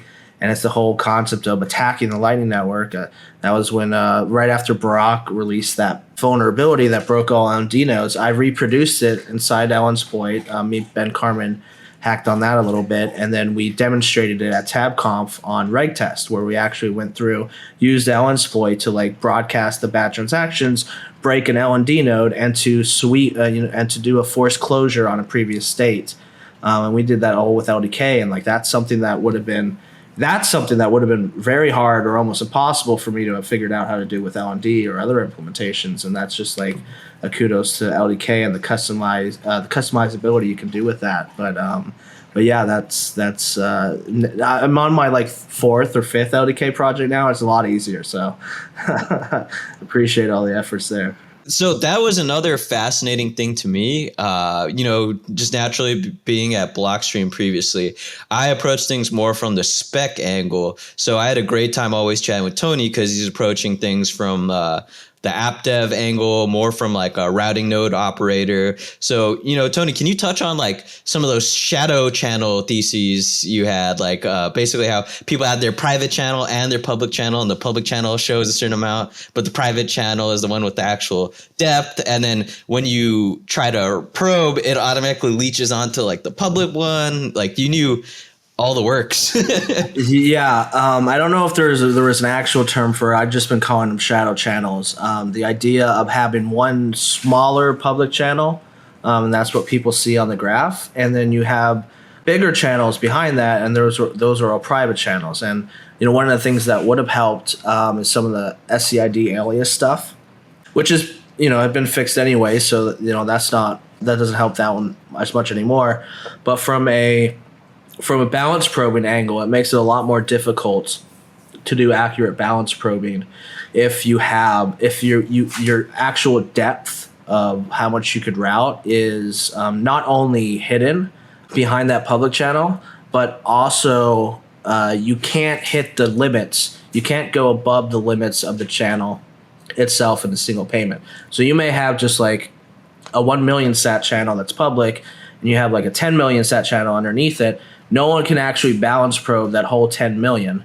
They can only really guess what side 1 million of that channel is on either side. So I think, it's been a long time since I've even thought about that concept. So you guys correct me if I'm wrong there, but the whole idea is about obfuscating how much funds you actually have on your Lightning node, but then also going further and obfuscating how much funds you actually have on a particular channel too. Yeah, I guess there's probably implications for probing then. So if a node is relying on any sort of probing to determine, if their payment could be made through that channel, if they're probing through the public channel that's smaller, they might have like a incorrect sort of assumption of what your balance may be, and thus may avoid your channel entirely if you're a routing node. I suppose if you're a recipient, then you definitely need to at least. Like I said, if you're a recipient, you might just use a routing hint for that. Cool. Yeah, you're exactly right. You just proved that you could route a payment, which before that would imply, okay, there's this much balance, at least on this side. And that's still the case here, but by reason of subtraction, you can't do that anymore now if you have shadow channels, multiple private channels underneath the public channel. So that you can't do the same subtraction method you could before. Yeah, there's like this give and take between reliability and privacy. Going back to splicing, we kind of only started exploring it. So we get the benefits of scalability, right? Because we're making the transaction smaller. What are the benefits and how do the privacy benefits work of splicing? So like the privacy benefits mostly all just go on chain, right? I think like when a couple other Lightning features come together, you're going to get this crazy level of privacy when you have like a private channel, not unannounced channel, whatever it's called. We're not calling it private anymore. If you combine that with Taproot outputs, you get to some crazy stuff where with Taproot, the Lightning channels look on chain like any other payment. And once you get to the place where Lightning channels look like any other payment, you can start doing things where Adam Gibson has this awesome video that he recorded talk he did down in BTC++ Mexico, talking about how you can use splicing to deal with toxic change, and you can eliminate like all of the change problems with coin joins. So essentially, because you can just dump your change into a channel, it enables this crazy stuff, and it's all theoretical. But if anybody's got to work on it, it's Adam Gibson, right? So I think he's trying to encourage others to sort of like take the baton with that. But I think the core thing to think about with privacy is coin joins changing, one, to not need change, but then two, one thing that happens with coin joins is you have to have a coordinator. So this is somebody usually like a company that you go register with them and say, hey, I want to go coin join. And that's like a huge honeypot, right? There's a company that's controlling it. That's kind of a problem. And one of the things we're getting with splicing is using Lightning nodes themselves as the coordinator of these coin join like things. So you can do a combined multi-person transaction with you and your peer, but your peer can also do it with their peer, and their peer can do it with their peer. And you only, just like Lightning, you only know about the two peers next to you. It could be any number of peers down the road, and all of their splicing activity plus any on-chain activity they want to bundle in can be put into one single transaction. And this is all being done without a central coordinator, which I think is quite a big deal for the privacy on-chain. Anyone else want to add anything to that? Is Tony, is this part of the Mutiny's sort of like solution?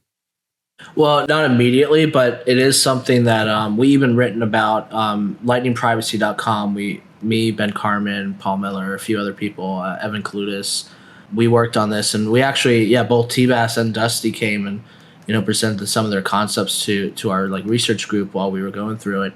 And this is like one of the biggest things that we're interested in the most when we actually get splicing and we can use it, is the concept of being able to do coin joins from splicing rounds. I mean, not just for the privacy standpoint, but like also a scalability standpoint too. I mean, I think some of the fee rate stuff kind of shows that we sort of need collaborative transactions to be able to help scale Bitcoin on-chain usage even more, and part of that is even channel opens. So being able to do coin join in channel opens, dealing with the toxic change, not having that privacy leak, that's some of the things that we're kind of wanting to build into LN Vortex, which is something that Ben Carmen started on specifically to do coin joins on Lightning. I think splicing really changes the game from what we can do because also it's like zero downtime too. So you could say if you can add coin join liquidity onto the Lightning Network, you're still able to route and collect yield off of your routing fees. You now just basically created a way to coin join and make fees at the same time. That's huge. Let's go. So like, here's the thing, right? So for example, join market, unfortunately, like kind of like it has volume that kind of comes and goes, but it's not dissimilar to what you're describing, right? I mean, you have a market maker, in your case will be the liquidity provider probably. And then you have people who are just the takers there. And for some weird reason, I mean, it could be the UI problem, right? That Join Markets doesn't have like a very dumbed down UI. And then there is also, of course, the the privacy Bitcoin drama and all the stuff around it that makes it trickier. But in my view, having essentially like a mixing markets, right, is a much more elegant and much better privacy solution, right? Because you don't have a central coordinator who may or may not have extra visibility and also has the wrong incentives, really, because their incentive is to collect fees, right? So anyways, like this to me seems to be going in the right direction, and it feels like you'll be kind of like just integrated into things, because why wouldn't it? And also, like the last point on that, like the fees collected, they're not even necessarily the fees from the CoinJoin or liquidity service itself, because you're just being a routing node collecting fees. You're just participating in zero downtime splices collaboratively with other people as well. So it's like both a privacy enhancer, but it's almost like you have two different business models almost, but like you're still routing off of fees, so it doesn't provide perverse incentives like you kind of described with being the coordinator and collecting fees and controlling all of that. You're just doing one thing over here, collecting fees from it, but you're able to participate in another system as well. I think one of the big things that separates splicing from some existing CoinJoin stuff is you have to pay money to do CoinJoins.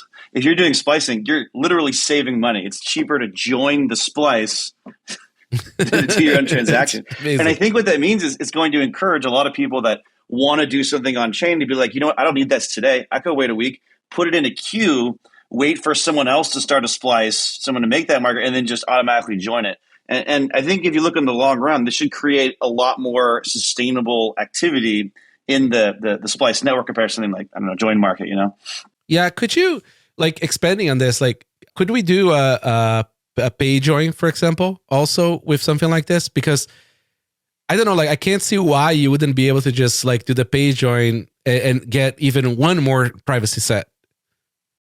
100%. Yeah. You can put whatever you want in these things. And Payjoins are a great idea that I think I've been toying around with some proposals of like how we can get wallets to integrate with Payjoin splicing compatible protocols, right? Because the challenge, like, it's totally doable. There's nothing stopping it from happening other than just basically evangelizing to wallets to do it, and probably getting them on like a spec so they're all doing it the same way kind of thing. But that's probably the future. Yeah, because like the problem with Payjoin is that like it requires like coordination, and Bitcoin, one of the most beautiful things about like base layer Bitcoin is that it doesn't have to be interactive, right? Somebody posts a Bitcoin address, an invoice, right? You pay that. You don't need to be online at the same time. You don't need to talk. You don't need anything. Like you're just essentially completely like can go your own separate ways. But because Lightning is interactive, you're already having that like trade-off, right, of having to be online and talking to each other. Well, then might as well talk about a few other things, right? Like, hey, since you're having a conversation, do you also want to exchange some UTXOs? I got a hot one here for you, like, and you can add like quite a few more things there. It's like, why not? So like, yeah, you're not crying about the interactivity about 3 rounds going to 2 rounds when you're having like 20 hops.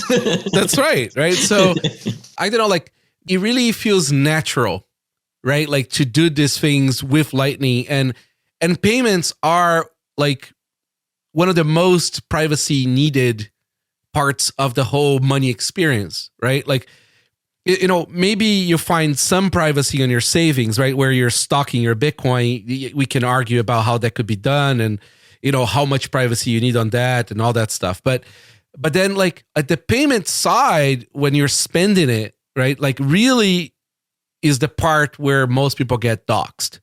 And because you're now having to interact with a secondary party, right? A third party there. And, I don't know, like this feels perfect. I mean, I could finally buy a latte and nobody's going to know about it. I guess like the hacky way people are doing that today would probably be with like keysends and AMP, right, Tony? That's probably like the closest tool that people are using. For what specifically? Just buying coffees on Lightning, like with privacy or whatever. Yeah, I mean, just a normal invoice would work there. Would suffice. Yeah. I don't think people keysend for actual payments. I think that's mostly for donations as the selling point. Like, value for value stuff. Yeah. Not even Nostr uses a keysend based approach. Yeah. I haven't thought about keysend in a while, to be honest. Whenever I buy a coffee, I always pay $10 in on-chain fees alongside of it. That's right. I just use cash. I don't know.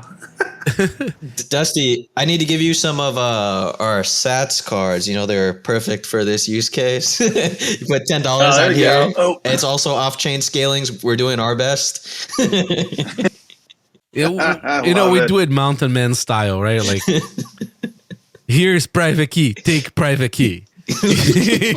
Like you guys are doing all this complicated shit, like some crazy interactive cryptography. Like, here's a private key, just fucking take it. So for like all of this privacy benefits, it sounds fantastic to me. How is the transition to it on a heuristic change approach? We're switching into Taproot outputs. On-chain, the non-sets are slightly shifting because of the UTXO set. I guess Taproot is in more usage because of the BRC20 degens too. Like, we're in an odd place now. How do you guys feel about it? What's going on with the heuristics? Oh man, splicing is more important than ever with all the spam going on, right? Like, I think they're valid shitcoin transactions. There is no such thing as spam in Bitcoin. I will repeat this 50 times. If it's a valid transaction, it's a valid transaction. But I feel like it's a weird match for splicing, where it's like, I think people are paying more attention to splicing now because of all the legitimate on-chain activity. Degen complete retard activity, sure, right. But it's still valid transactions. Oh man. But it's kind of funny that the bedfellow of getting splicing getting more attention is these degens that are doing whatever they're doing on chain, which, the more I look into it, the more I'm like, what am I looking at? I'm wasting my time just trying to understand this at all. But splicing like really does increase on-chain efficiency. And I think if you just go back like 6 months ago, that was like, oh, theoretically that matters. Now it's like, oh shit, I should have been thinking about this a long time ago. And hopefully that kind of like wakes people up a little bit and gets them geared towards the future. Yeah. I mean, like, it's kind of weird that like people are, I get why people are triggered by all this shit because it's all shit. But at the same time, it's like, what do people expect when like Bitcoin has a real amount of users coming in? Like, you think the fees are going to be like, I'm one sat vbyte maximalist. I might not even rebroadcast them when they drop, but like, the expectation is that like, we're going to be like 10x this in cost, like when there is a few 100 million people. I mean, if there is 5 million Bitcoiners right now, it's like, we're probably exaggerating. I love like, sure, the VCs and all the startups claimed, Bitcoin has 100 million users, 200 million users, 500 million. It's all bullshit. I mean, if there is 5 million people right now on Bitcoin, it's like, pushing it. So can you just imagine, like, it's a great dry run, in my opinion, for us to sort of like get a little taste of what it's like when there is not just price, because when the price goes up, all the retail comes in, they all want to buy their 615 Bitcoin. But like now we have other people coming in with all these other uses that, are completely idiotic, but they do set a floor, right, for transactions. And, Lightning has to get its shit together, right? Because Lightning was never in scale around a high fee market.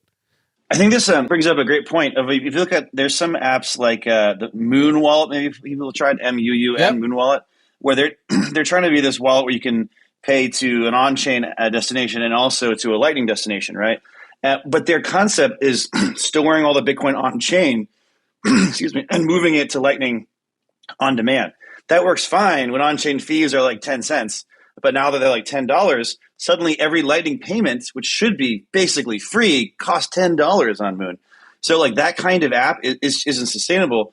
But splicing enables you to make a Moon wallet in the reverse. So this means you can store your funds on the Lightning side and then make on-chain payments as needed, but get those cheap fees on Lightning when you need it. And I think this is going to be a big deal. Like if you look at a lot of the apps that are out there, they tend to have separate balances. They have a Bitcoin on-chain balance and a Bitcoin Lightning balance, right? And they don't really merge them together. When they are merged together, the app developers are doing all these crazy compromises, either charging the users a ton of money or making it slow or both, right? And I think Splice is going to just change that game. And Eclair, obviously, with the Phoenix wallet is the first one that's going to be doing this. But eventually, I think all of them are going to have to switch over to it. And this is going to be a big UX improvement for new users. I still remember on Breeze where I didn't read the fine print. I never read the fine print. I always just press the button. As people would know, I deleted my account on Nostr by pressing the button. So like I receive more than my wallet could receive on chain. So they had to do this whole first, second, whatever transaction. And I didn't really bother reading to understand what the fuck was going on. But like essentially it took like 2 days or 3 days for me to get my money in and also pay fees. And this was in the low fee environment. Really? Yeah. So Roy explained to me on a DM. I kind of forgot. It's been like a year now since that happened. But it's just users are going to be users and they're going to do stupid shit and they're not going to read the fine print. So with custodial solutions, like all these things are resolved because you got mulligans, right? Like the user's activity can always be resolved because the user doesn't have Bitcoin, it has IOUs or some form of that. And so the custodial can sort of like fix the mistake. With all the self-custody solutions or semi self-custody solutions, you don't get backsies, right? Like you're kind of having to handle all these scenarios. Like I can see like splicing should probably help if you receive too much coin because you can now break them apart, right? Yeah, it's just that whenever we're using splicing and you're going to receive too much, we're going to splice those in. And we can't do that zero conf because we know we're not going to double spend ourselves. And the user, if they want to send those funds out while it's zero conf, are trusting us, but they can just wait and they can just wait for a transaction to confirm. Or if they want to be completely self-custodial, they just have to turn off zero conf in the wallet. And then very cool. The wallet is completely non-custodial. Very, very cool. Have to wait a bit when things are confirming. But with splicing, it makes it much easier to tell users how much fees they need to pay on chain for things to be confirmed soon. They will have better control on the on-chain fees of all their swaps, all their splice, basically. And it's going to give more control to the users while making it simpler for them and making usability better. So I'm really excited about this. This is going to be a very big upgrade for usability for mobile wallets, and I think for nodes as well. So I hope everyone will follow in and also implement splicing and start leveraging it. So when do I get my update? Like 2 weeks for splicing on my Phoenix wallet? If you want it at testnet, I can give that to you in 2 weeks. If you want it at testnet, it's going to be definitely this year, hopefully before the end of the summer. Because my Phoenix right now has a Bitcoin mempool is full and fees are high. See how Phoenix is affected. You're going to pay a lot. It's still operational though. Some other wallets had to completely shut off because they weren't so keen on full RBF, and the degens definitely solved that debate. Yeah, no, it's. I don't know why we're still having this debate comes back. It's like it only comes back when the fees are low. I mean, it's obvious. Like it's, like I always say that zero conf Bitcoin is not your Bitcoin. Like it really is that simple. So, if you want to do that in your own sort of mixing of UTXOs within your own control, I mean, by all means, like that's great. But once you send to a third party, that's a different story. So anyways, so that's really cool. I mean, so splicing seems to like fix everything. What other aspects of splicing we have not? We have about another we can still explore a little bit, and then we start closing up. So what else should we bring up? I wanted you guys to finish up the heuristics because we are switching to Taproot channels, right? I know LND and LDK have championed that. How does that change with P2WSH on-chain for unilateral versus P2TR or whatever on-chain? And then, because Lightning implementations are first other than the degens, are the degens actually giving more cover to Lightning users now? Or how did the heuristics adapt and change? I can chime in a little bit on some of that. And Jeff, you may you were talking about gossip earlier. You may be a good one to talk about it a little bit further. But the concept of Taproot channels, I'm excited from them. I mean, we get PTLCs. Well, it's one step closer to PTLCs, which I'm really excited about. It's probably still years away, but it's one step closer. We need Taproot channels for that. But there's a really cool concept where part of the reason I was able to do my hidden Lightning Network probing to try to find UTXOs that were part of a Lightning channel was because I was using the UTXO set and specifically looking for basically what looked like a multi-sig transaction.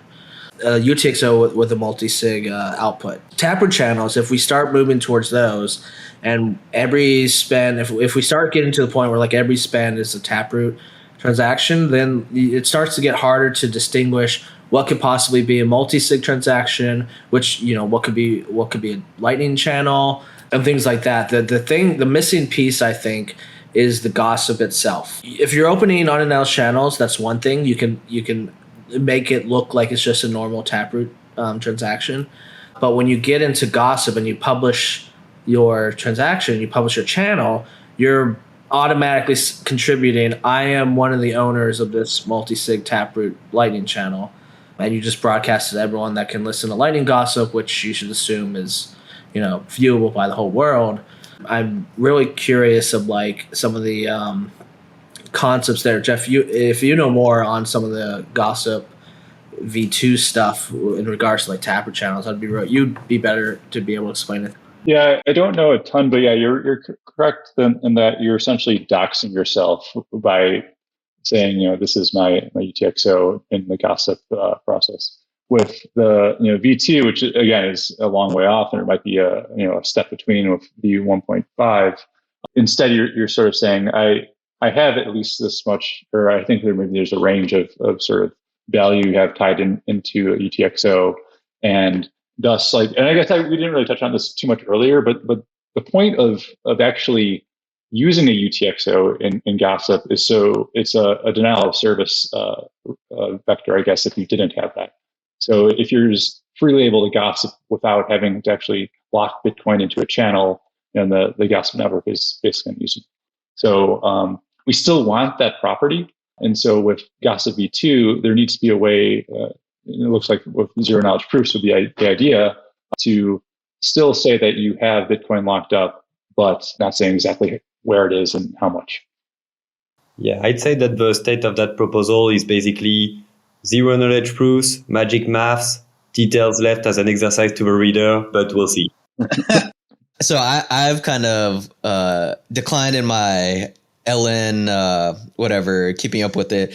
Gossip V2, correct me if I'm wrong, is Alex Meyer's proposal that has incorporated mini-sketch, or is that 1.5? Okay. Yeah, there are a lot of things about gossip that we need to fix, because gossip is basically the simplest form of gossip we could get away with, that was easy to implement. Nobody is ever satisfied with it, but it's really hard to make it good, to do something that's really good. So there are a lot of things we'd like to change, but some of these things conflict. Some of these things don't have a really nice solution for. For example, all the ZKP stuff would really need a production grade ZKP library that would be available for everyone. And good luck with that. Yeah, people still don't know what ZKP system is going to be the one that people will still care about in 2 years. So it's really we did an exploration. Yeah, we did an exploration a while back about that, and we just, like you said, there just wasn't anything that was, I guess, thoroughly sort of gone through the ringer and tested enough that you'll be, I guess, happy with choosing. So there's still a lot of work. Well, I mean, anytime you hear anything that requires a new implementation of a novel cryptographic primitive that is production grade, you add 5 years. It's a good rule. Yeah, even Taproot channels themselves, in order to broadcast them, you need a gossip change. So like there's been some, I think, testing, interop testing between it right now. You can have private, unannounced Taproot channels. You can't have public Taproot channels yet without a gossip change. So that in and of itself, I don't know, could take 5 years. Who knows? Yeah, but one of the interesting things with gossip is that it's not a critical system of lighting. It's something that we can evolve. If there's a flaw in the cryptography here, it's not the end of the world. It's probably not going to break horribly. It's not going to. People cannot lose money because of that. So there are a lot of ways we can still experiment with things, even though they wouldn't be ready to put in the signature logic for Bitcoin, for example. But we can take more dangerous approaches to play with cryptography for the gossip part. And it's okay if we have to change it entirely afterwards because it's broken. Mm-hmm. So it's a good ground for experimentation, but we don't want to waste too much time either on experimenting with too many things that we know won't work in the long run.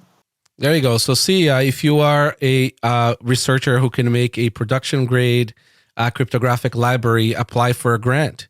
That's what OpenSats is for. Just please focus on music too. Forget about all this ZKP stuff. I am done in music too. I am a Frost evangelist now. Fully Frost sold, Frost maximalist. Are you roast sold though? I mean, the roast it's a interesting. Rapper. Yeah. No, but the Frost stuff is just amazing. We won't get into this on this episode, but we'll have to call Jesse on, I guess. Yeah, Jesse Posner. That's right. I have a strong feeling now that the Frost fixes everything. So guys, let's start wrapping up then. So is there anything that part of this conversation, like you really think that you wish it was like sort of mentioned or discussed? Yeah, the one thing I might just add is that I know that I think one thing about splicing is it has so many benefits. You could probably talk for many, many hours about it. So I was going to touch on one of the things I wanted to get to just briefly is please do. The big Lightning routing nodes, I think they're actually most excited about splicing. And a couple of reasons. Like we were talking about how if you as a consumer have an app that wants to pay for Lightning and Onchain, currently they store the funds on chain, move it to Lightning on demand. That's going to reverse. You can store it on Lightning. Routing nodes have the same problem. They need to be ready to open a channel at any moment if an opportunity arises. So they end up with this whole pile of just for them dead capital, Bitcoin sitting on chain, waiting to deploy into and at risk, waiting to deploy into a new channel. And with splicing, you can store that dead capital in a channel, and you can instantly move it out of your lowest quality channel into the new opportunity at any moment. So like there's this dead capital problem that is just eliminated by splicing, which I think is a pretty big deal. So like, could I keep some pre-made UTXOs code for this somehow? Oh, that's an interesting question. You would need your peer to be on it too, right? But because like let's say we're both like big liquidity providers, right, or whatever, or you're a big wallet and I'm a big liquidity provider. So we have some off like side channel sort of like coordination as well, right? And I want to use some proper HSMs on my end. So do you? Because say we have like 100,000 coins to make liquidity for Bitcoin Lightning. We definitely don't want all that money to be hot. So we want to also like prepare things so they're kind of like ready to go to leave the HSM and go somewhere else. Is there anything interesting that can be done here? Yeah, there's a couple things. Like you could pre-sign. People talk about pre-signing splices, which is a little wild. And in theory, you can pre-sign a splice to close when that spec exists. But the other direction you can go is with the VLS remote signer stuff. So this would be like the equivalent of a cold card, but plugged into the internet that like has its own signing rules, and it's like a remote key for the server. Personally, if I had a lot of money in there, I would want multiple of those in a multi-sig. I'd want like 5, it's a lot of money, 10 of those in very different locations, and they would auto sign for certain things that I pre-approve, and then not for other things in a multi-sig quorum. But you can kind of do both. I mean, technically, you could do that with CK Bunker right now. pre-signing stuff out of a channel, something that Tbast was talking about, God, I think like 2 years ago. And the idea being that, like, if I could just correct me, Tbast, but the idea being they had a lot of people that would open the app, get a channel from them, and then never come back. And then they had to force close those channels, which was expensive. And if they had done a pre-signed splice that they just held on to at a lower fee, that would allow them to get, like, the bulk of the money back at a lower fee. And maybe that could solve the use case you're talking about, MVK. Oh, that's cool. Because it is a challenge, right? Right now, I was talking to a player who might be a very big liquidity provider in this space. And, like, due to how, not regulation, but just like how you have this stuff for enterprise, they're going to end up using Amazon HSMs and sort of like get stuck in that world, which is a world of pain and sorrow and is not secure and it has no privacy.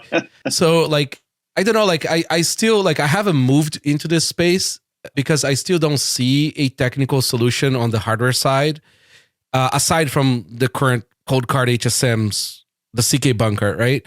Aside from, like, it's not quite there, like, what we can do to provide a meaningful improvement. Because, like, we can keep stuff cold or even USB connected via Tor, right? Like, safe enough. But the Lightning solutions don't take advantage of that in any sort of sane way, so I don't see any point. I think that the big challenge is the transaction you publish might end up being justice. If it's stale, you're going to get screwed and lose all your money. So, like, you end up needing to have an awareness of the whole blockchain and network to use a transaction safely, which you can do too, right? It's just, it gets complicated. Well, yeah, exactly. I was just about to touch on, like, the VLS project, and this is like the ambitions that they have essentially, right? But when you are adding all this complexity to that external remote signer, it has like all these other checks about like velocity, whitelisting, blacklisting, other specific peer instances, maybe like time, maybe thresholds. So it does quickly become, at what point are you just running another like light client or full node?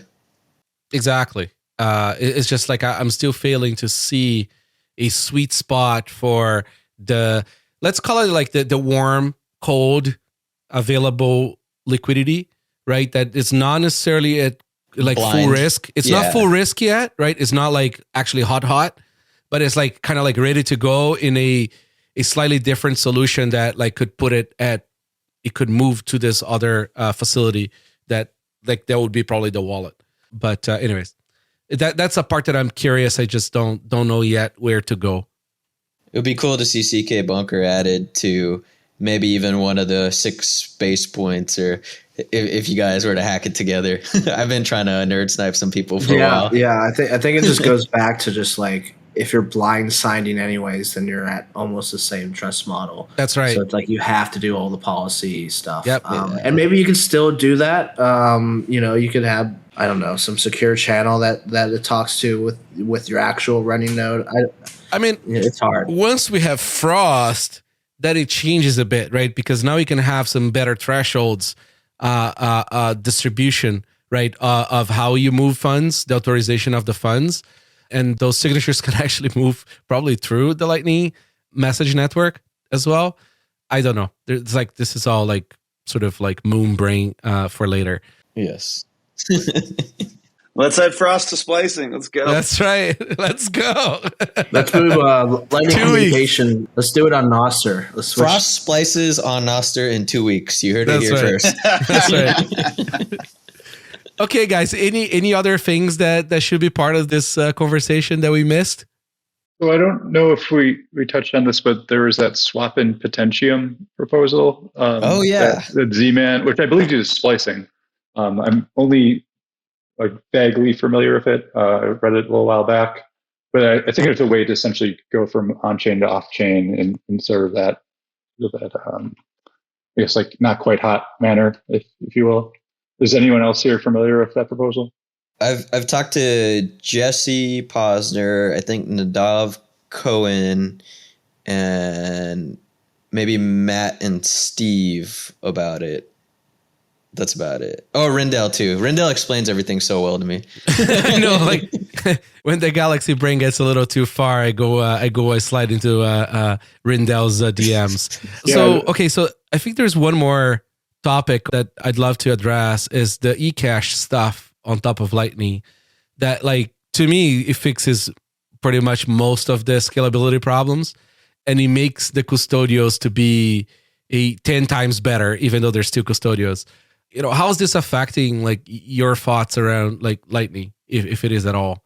It's a really interesting thing because as someone that's been trying to push as much education and application side Lightning privacy for a long time, Fedimints just come in and almost solve Lightning privacy from a lot of aspects of like the custodian doesn't know anything about the user or where they're spending or the original source of funds in any way. So you give up the custodial aspects of it, at least temporarily. You don't have to leave your coins on there for very long.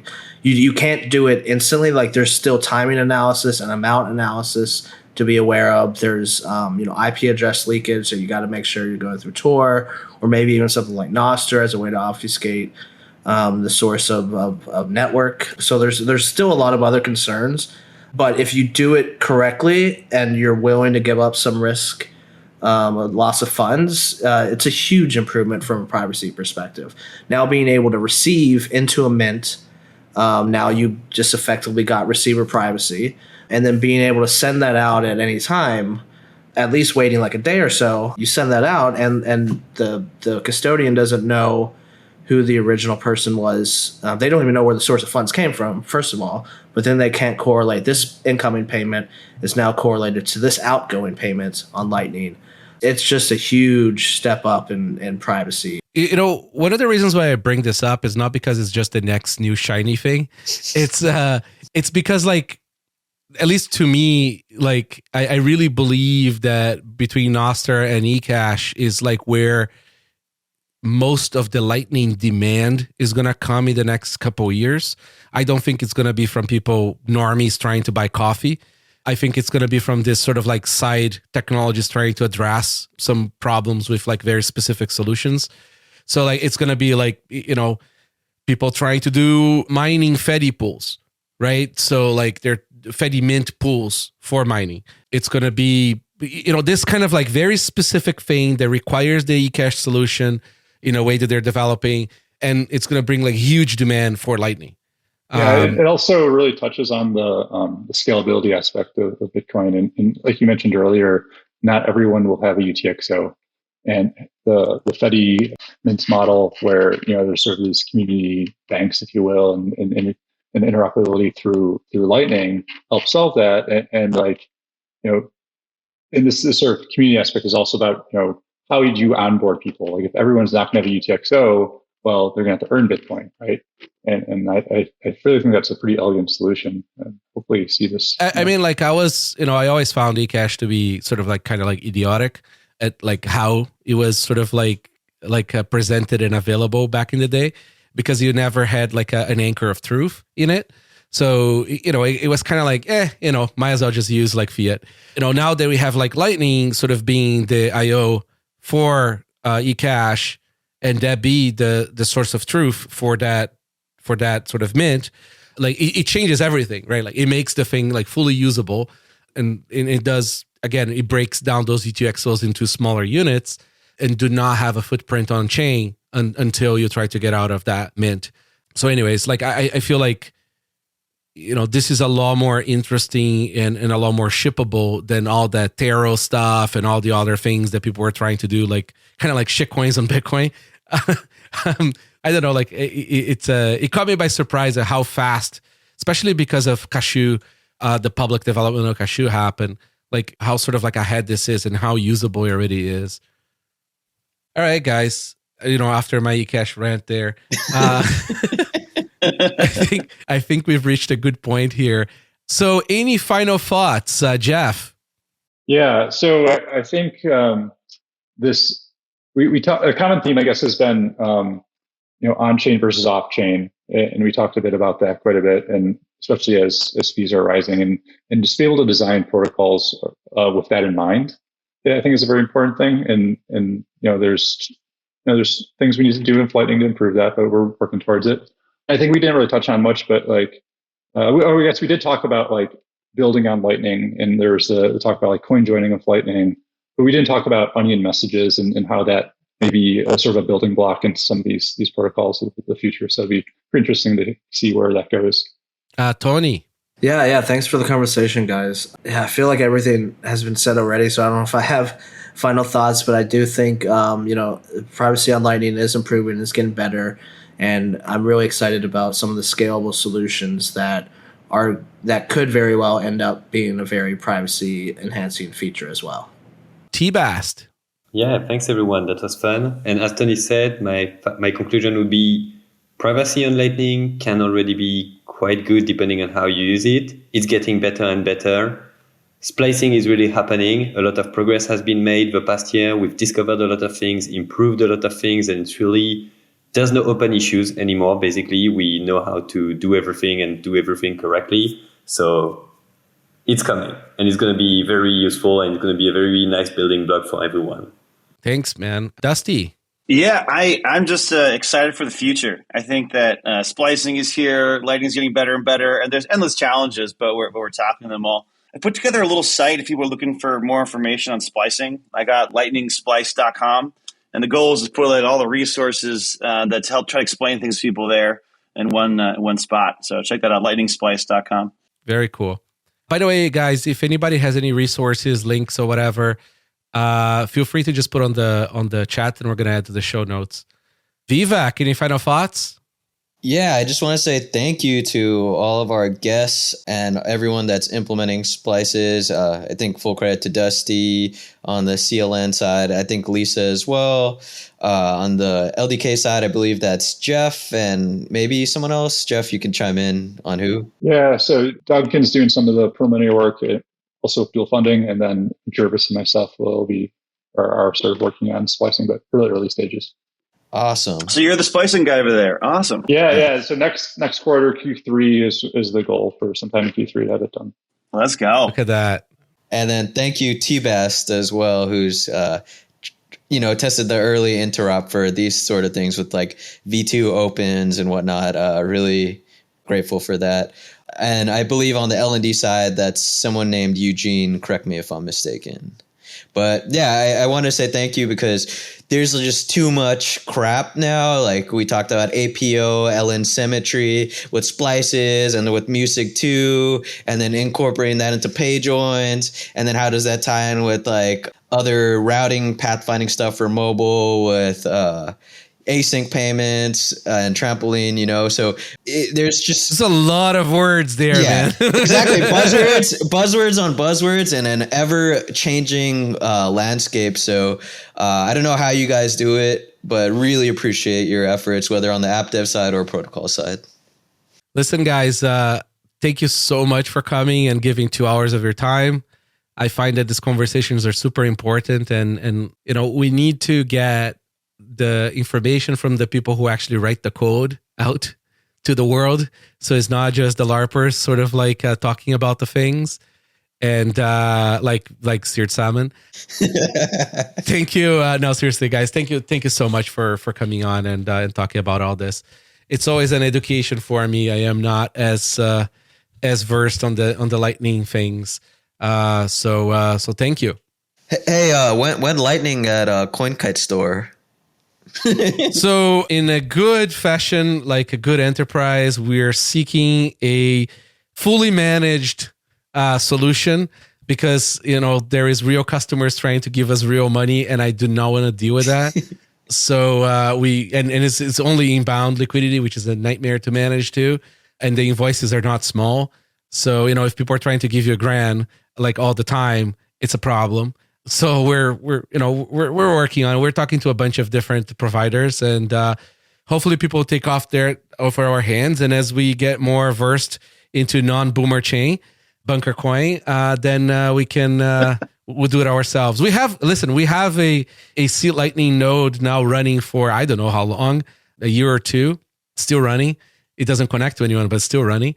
So yeah, I do deserve to be called out I mean, our store still uses legacy addresses, but anyways. Well, that's more of like a pitch for people to win our business. So you can reach out to me or MVK to convince us to use Lightning. You should just skip the Segwit address and just go straight to Taproot addresses. Yeah, I mean, we do legacy addresses. We have never changed the store. It's running. The code is running. I mean, I think the server has like 5 or 7 year uptime, so I'm not messing with it. All right, guys. Thank you so much. You guys have a great day. Thanks for listening. For more resources, check the show notes. We put a lot of effort into them. And remember, we don't have a crystal ball, so let us know about your project. Visit bitcoin.review to find out how to get in touch.